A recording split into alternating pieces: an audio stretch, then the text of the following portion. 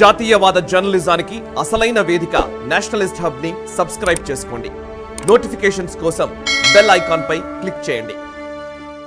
స్వదేశీ పరిజ్ఞానంతో కూడినటువంటి ఈ టెక్నాలజీ నేత్ర స్పెషాలిటీ ఏంటి? దీన్ని దేనికి ఉపయోగిస్తారు? దీనివల్ల ఇండియన్ ఎయిర్ ఫోర్స్కు అదనంగా కలిగే ప్రయోజనం ఏంటి? అసలు నేత్ర అంటేనే కన్ను. కరెక్ట్. ఆకాశంలో ఉన్నటువంటి కన్ను అంటే ఇది మన శత్రు స్థావరాలు కావచ్చు, శత్రు ప్రదేశాలన్నింటిని కూడా ఒక కన్ను కాసి ఉంటుంది అది.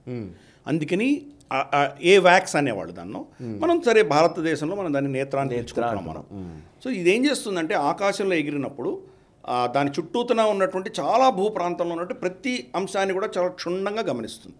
అక్కడ డిఫెన్స్ ఇన్స్టలేషన్ ఉందా, అక్కడ ఏమున్నాయి, రడార్స్ ఉన్నాయా, ఏమున్నాయి, దాని మీద ఏం యాక్టివిటీ జరుగుతున్నది, అక్కడి నుంచి ఏమైనా మిసైల్ ఫైర్ అయిందా, అక్కడి నుంచి ఇంకేదైనా అటాక్స్ చేస్తున్నారా, ఏం చేస్తున్నారని క్షుణ్ణంగా మనకు ఇన్ఫర్మేషన్ వస్తుంది. అలాగే ఆకాశంలో వాళ్ళ ఫ్లైట్స్ తిరుగుతుండొచ్చు, మన ఫైటర్ జెట్స్ తిరుగుతుండొచ్చు. వాటి యొక్క పొజిషన్ ఏంటి, వాటి మూవ్మెంట్ ఏంటి, స్పీడ్ ఏంటి, డైరెక్షన్ ఏంటి, ఎటువంటివి అని కంప్లీట్ ఇన్ఫర్మేషన్ ఇవ్వగలిగినటువంటి కెపాసిటీ వీటికి ఉంటుంది. ఈ ఏవాక్స్ అనేటువంటి టెక్నాలజీ మొదట్లో వచ్చినప్పుడు అమెరికాను తర్వాత అమెరికన్ అలైస్ వాళ్ళకి మాత్రమే ఉండేవి, ఇంకెవరి దగ్గర ఉండేవి కావు. భారతదేశం కొనాలని మనం ప్రయత్నం చేసాం.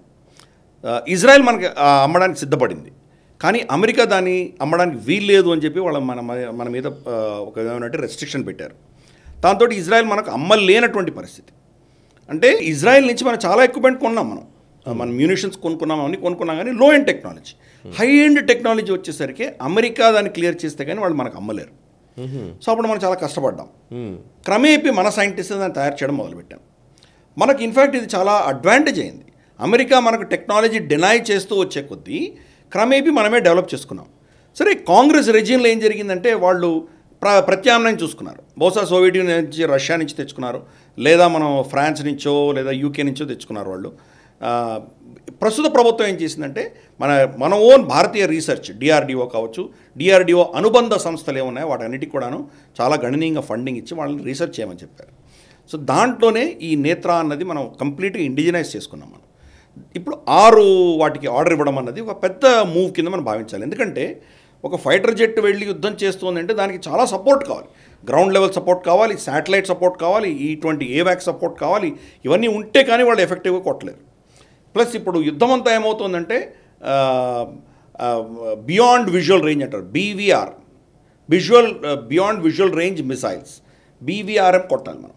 అంటే మన కంటికి కనిపించదు, పైలట్ కనిపించదు ఎక్కడున్నాడో, అటు సైడ్ ఎవరో ఉండొచ్చు వాళ్ళు.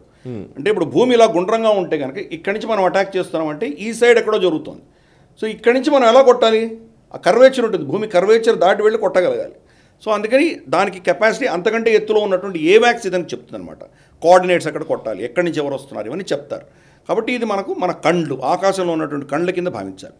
ఒకటి శాటిలైట్ కళ్ళు ఎలాగ ఉన్నాయి మనకు, శాటిలైట్ కాకుండా మనకు భూకక్షలోనే ఉన్నటువంటి కళ్ళు కింద మనం భావిద్దాం. ఈ టెక్నాలజీ వల్ల మనం ప్రెసిషన్ తోటి చాలా ఎఫెక్టివ్గా మనం కౌంటర్ చేయగలం. సరే, అది యుద్ధం కాకపోయినా ఈవెన్ పీస్ టైంలో కూడా మన శత్రువుల్ని గమనిస్తూ వాళ్ళు ఏం చేస్తున్నారో కంప్లీట్గా వాళ్ళని మనం అబ్జర్వ్ చేయగలిగినటువంటి కెపాసిటీ ఇది మనకి ఇస్తుంది. కాబట్టి మనం అది ఉంటేనే మిగతా మనం చేసేటువంటి ఎయిర్ క్రాఫ్ట్స్ కావచ్చు, డ్రోన్స్ కావచ్చు, లేదా గ్రౌండ్ బేస్డ్ ఇష్యూస్ కావచ్చు, మనం మన స్ట్రాటజీ ఏమున్నా కానీ కూడా ఇటువంటి ఇన్ఫర్మేషన్ చాలా కీలకమైంది. దాన్ని మనం ఇండిజినైజ్ చేసుకుంటున్నాం. కాబట్టి ఇది one of the very positive developments.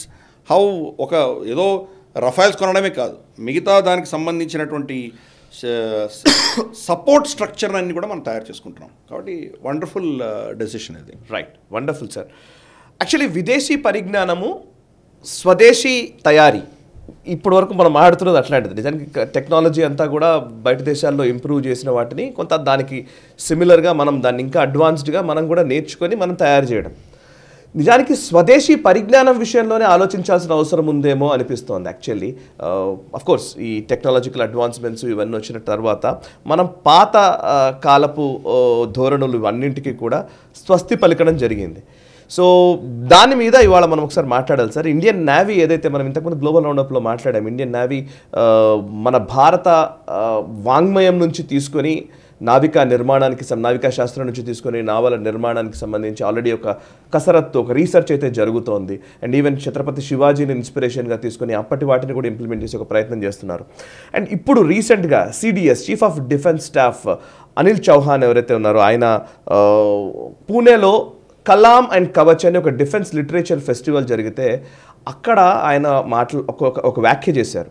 ఆయన చెప్పింది ఏంటంటే, నేను చాలా విషయాలు మాట్లాడారు, మీరు కొంచెం ఎక్స్ప్లెయిన్ చేయండి. ఆయన చెప్పిన మాట, Chauhan said the concept of just war అనే మాట which is believed to have been laid down by Saint Augustine in the 4th century AD existed in India from mythological times అని చెప్పారు. మైథలాజీ అనే పదం మనం దాన్ని వేరేలా చూసినాయని. ఇక్కడ రామాయణ కాలంలో, మహాభారత కాలంలోనే యుద్ధం అనేది ఉంది. కొన్ని వందల వేల సంవత్సరాల క్రితం ఏదైతే సెయింట్ ఆగస్టిన్ 4th century ADలో చెప్పాడు అని కాయిన్ చేస్తున్నటువంటి ఆ వర్డ్ వార్ అనేది అంతకుముందు మన దగ్గర ఉంది.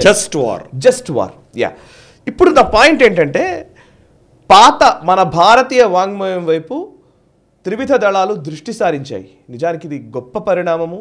మనం నిజానికి 5 సంవత్సరాల్లో మీతో మాట్లాడిన అనేక సార్లు, మనం కాశ్మీర్ పోయినా, లదాఖ్ పోయినా, ఇక్కడ కూర్చున్నా, ఎప్పుడు మాట్లాడినా కూడా ధార్మిక క్షాత్రం గురించి మనం ఆడుతూనే వస్తున్నాం. ఆ ధార్మిక క్షాత్రం దిశగా అడుగులు పడుతున్నాయి, which is a great thing. Please explain ఈ సిడిఎస్ అనిల్ చౌహాన్ గారి వ్యాఖ్యల గురించి. మనకు ఈ జస్ట్ వార్ గురించి ఆయన చెప్పారు. ప్లీజ్. జస్ట్ అంటే ఏంటి అంటే ఇమ్మీడియట్గా జరిగిన జస్ట్ కాదు, జస్ట్ అంటే న్యాయబద్ధమైనటువంటి ఆనందం. ఓకే, అంటే జస్టిస్ నుంచి వచ్చినటువంటి పదం జస్ట్ వార్. అది సెయింట్ అగస్టైన్ చెప్పారు అని చెప్పి వాళ్ళు క్లెయిమ్ చేస్తారు. అంటే ఎక్కడ అవసరం ఉందో అక్కడ యుద్ధం చేయాలి అని ఆయన ప్రతిపాదించారు.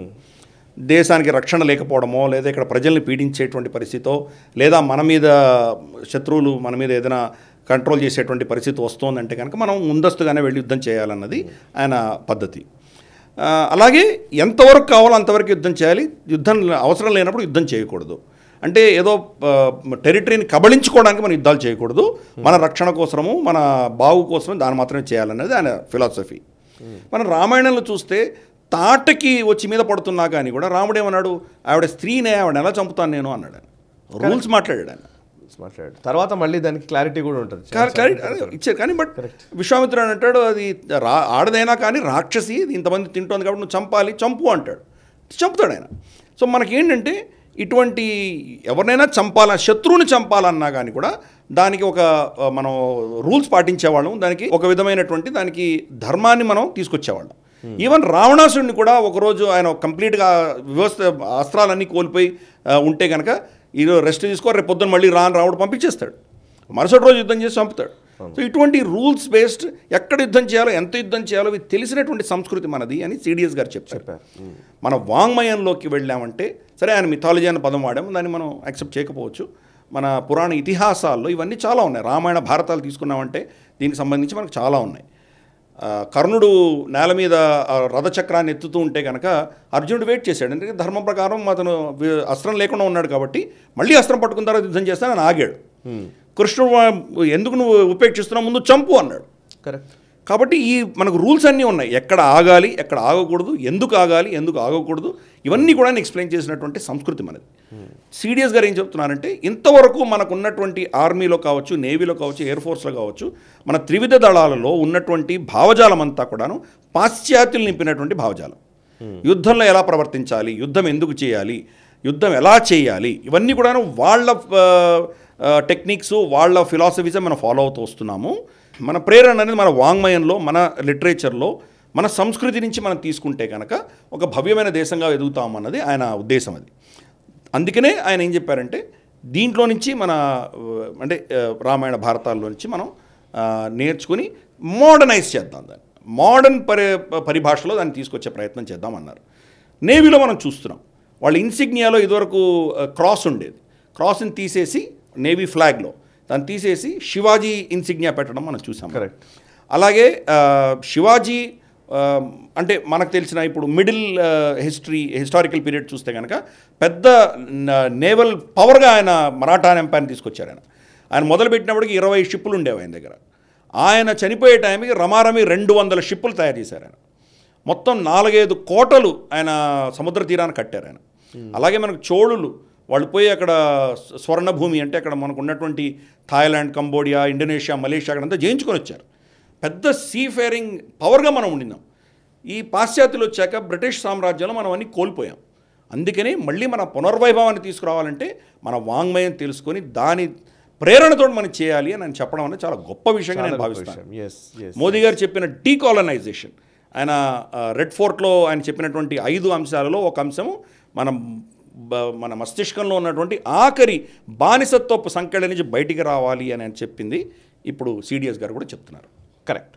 ఈ వీడియో మీకు నచ్చినట్టయితే లైక్ చేయండి, 10 మందికి షేర్ చేయండి. అలాగే కామెంట్ల రూపంలో మీ అభిప్రాయాలను మాతో పంచుకోండి. Nationalist hub group of channels ను సబ్స్క్రైబ్ చేసుకుని తెలుగునాట జాతీయవాద జర్నలిజాన్ని ప్రోత్సహించండి. ఈ వీడియో కింద ఉన్న బెల్ ఐకాన్ పై క్లిక్ చేయడం మర్చిపోవద్దు.